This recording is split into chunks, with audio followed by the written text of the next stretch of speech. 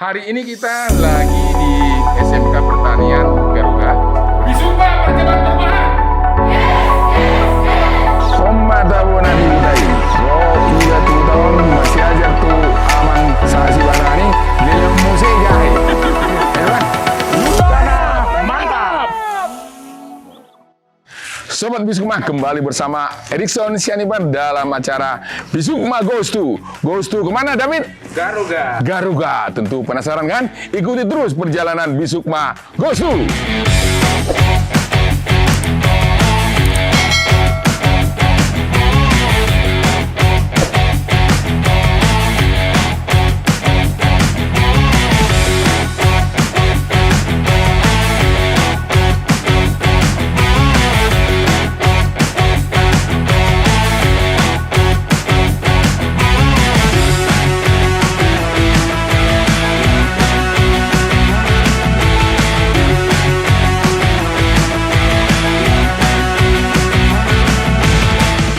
Sobat Bisukma, kita sudah sampai di Garuga. Lebih kurang 3 jam perjalanan dari Tarutung.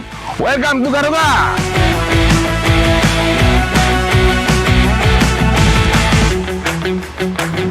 Mantap!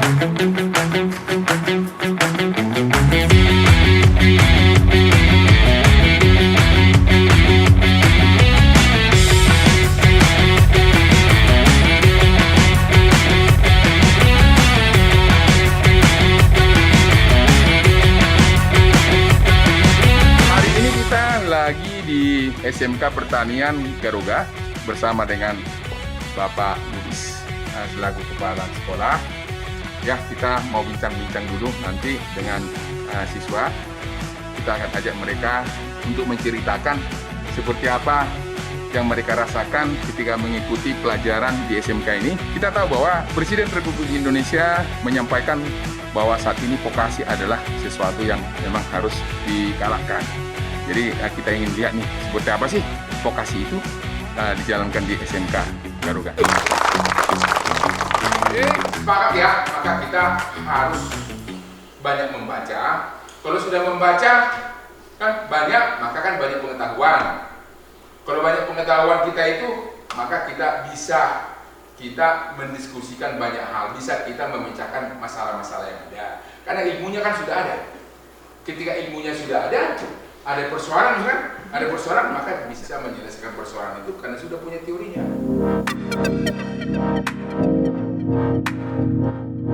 Ini sengaja saya bawa untuk Bapak Kepala Sekolah. It's like Hitler.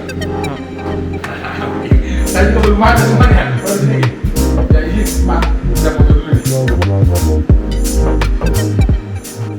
Terima kasih semuanya pemberiannya. Kalau pada saat ini kami hanya bisa menerima. Harapan kami di dalam doa. Semoga apa yang Bapak berikan ini menjadi benih buat Tapan Utara, khususnya pada usia Goma SMK Negeri 1 Garuga pada khususnya.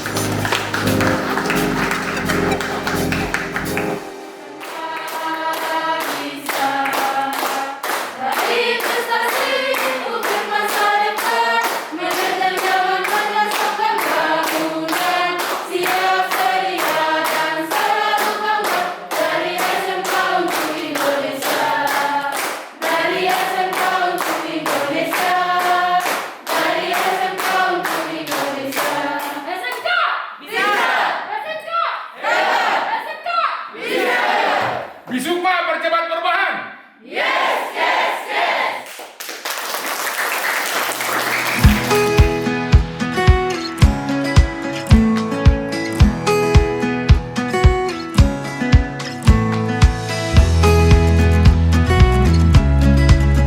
Sobat Bisukma, saat ini kita sedang berada di kilang jagung dari Pak Hutapea. Bisa diceritakan dulu, Abang Hutapea, kira-kira seperti apa mulai dari masuk jagung ke sini, proses sampai dengan nanti hasil akhirnya?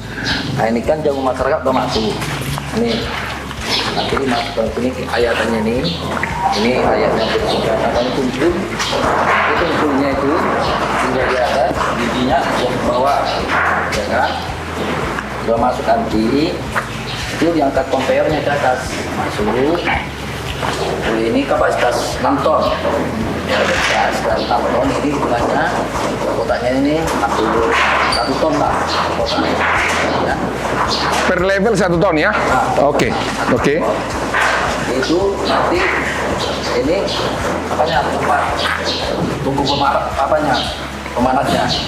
Yang bahannya bisa kayu bakar, bisa stang padi. Nah, ini dia.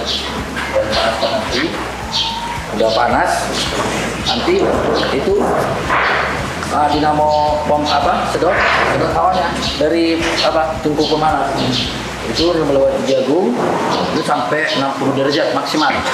Pokoknya lebih dari 60 derajat dia nggak bagus lagi masuk ke pabrik.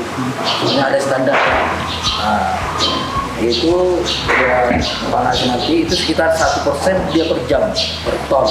Berarti ini kalau 6 ton, berarti dalam 6 jam dia kurang 1%.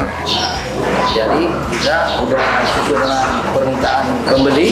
Misalnya pabrik Ovan minta 16%, ya tergantung jagung masuk, kita ukur dulu. Kalau jagung masuk 20%, tentu sekali kita harus turunkan jadi 16%. Berarti dia sampai 6 jam, jadi 1% per jam, hampir 4 jam dia.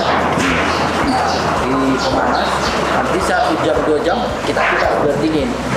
Udah kipas udah dingin, kita masukkan ke tungku sementara. Box sementara penampung, taruh ke dikemas, bikin permintaan pabrik atau peternakan. Itu dia. Untuk mengetahui kadar airnya itu berapa persen, dilihat di mana? Kita ada alat, kebetulan ini tungku kita punya juga. Ini bisa untuk jagung, ini padi, ini kacang-kacangan, biji-bijian. Kadarnya petani tekstil. Harga yang kita beli dari petani atau pemasok sesuai kadar air. Kadar air, kadar air juga. Jadi semakin bagus petaninya, jemur manual, makin kering, harganya makin bagus. Makin bagus. Kita nampung basah juga. Iya. Setelah ini selesai diproses, dijualnya banyaknya kemana, Pak? Kita macam-macam terlalu permintaan, kita udah banyak. Ada yang kerjasama, ada yang ke Popan, ada yang ke PT Agro Industri Tanjung Merawa, ada juga sebagian peternakan masyarakat. Di sekitar ini? Pusat, di sekitar bukan. Ada yang di Sarang, ada yang di Garutung juga ada. Terima kasih Amang Hutapea. Ya, demikian sahabat Bisukma, tentu tadi kita sudah sama-sama cermati kadar air daripada jagung itu sangat menentukan terhadap harga. Ya, dan harga itulah yang menjadi target di sini juga, bagaimana agar kadar airnya itu sesuai dengan persyaratan yang diminta oleh buyer ataupun pembeli. Amang Hutapea juga menceritakan Garuga ini kapasitas per panen itu hampir 10.000 ton. Kalau Garuga itu satu kali panen 10.000 ton, itu artinya 10 juta kilo. Bila 1 kilogramnya 5 kilo, maka Garuga dapat menghasilkan setiap panen 50 miliar. Ini potensi luar biasa, ya. Apalagi sekarang kita lihat harga semakin transparan, harga juga semakin baik. Ini menjadi penyemangat bagi seluruh warga Garuga untuk menanam jagung. Tentu harus memperhatikan kualitas kadar air, ya, sehingga nanti mereka bisa menjual dengan harga yang baik, dan ini akan memperbaiki kehidupan ekonomi dari keluarga, kehidupan ekonomi dari wilayah Garuga ini sendiri.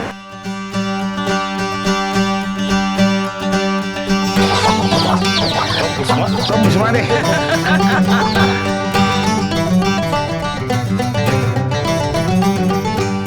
Sahabat Bisukma, sore ini kita sedang berada di desa Gonting, Garuga.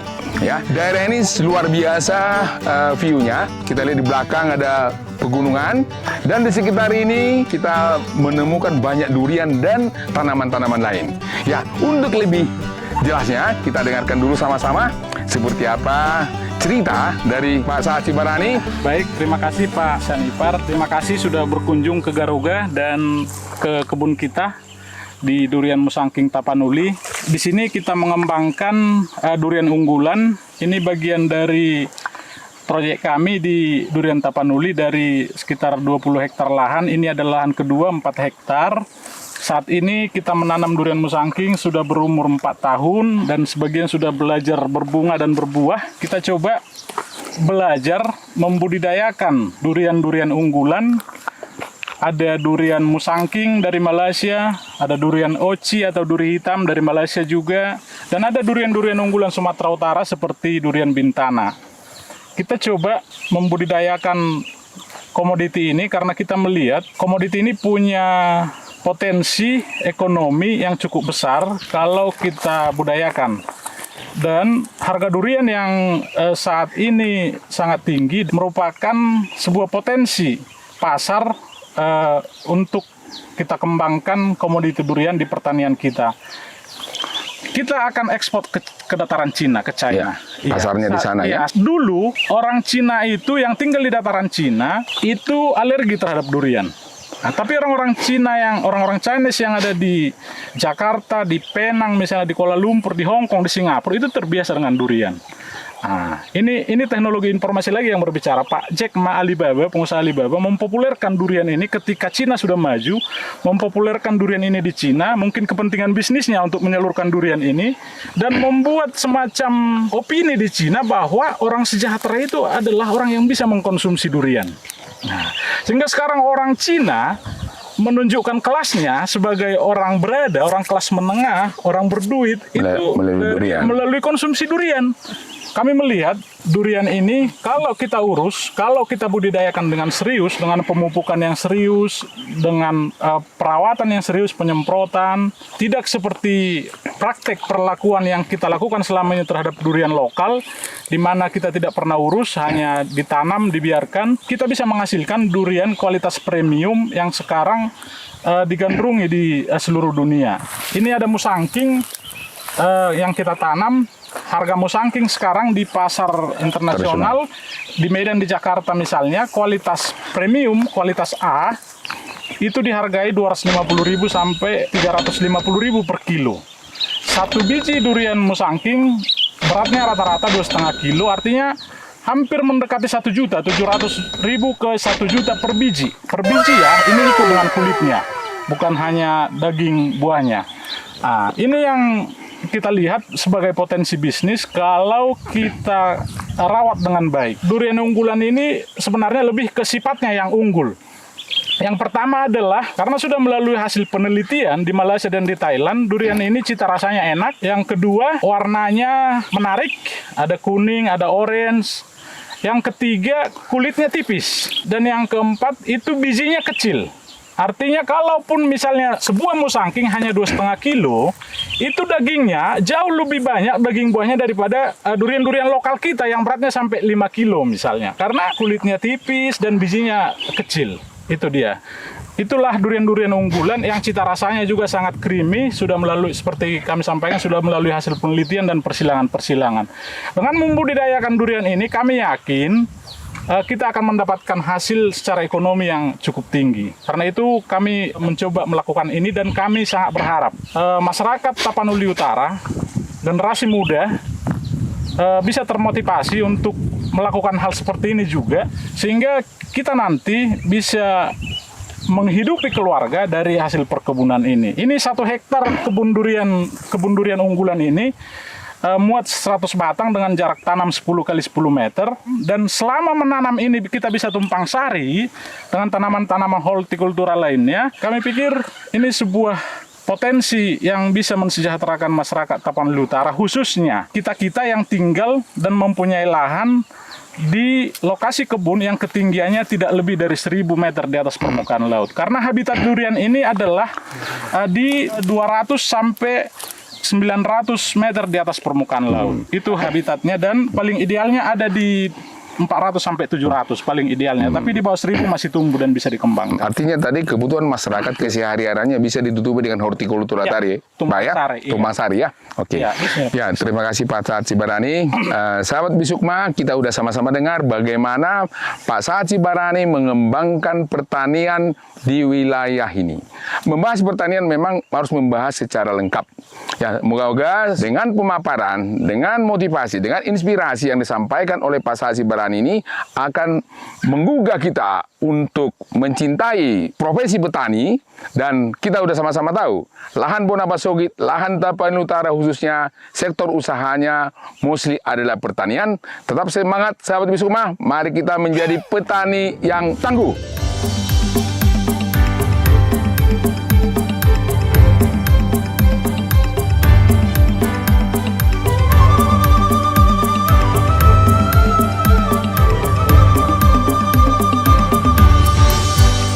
Ini mempruning ya. Mempruning ya, oke. Ya, ini kita harus ambil ini semua. Oke.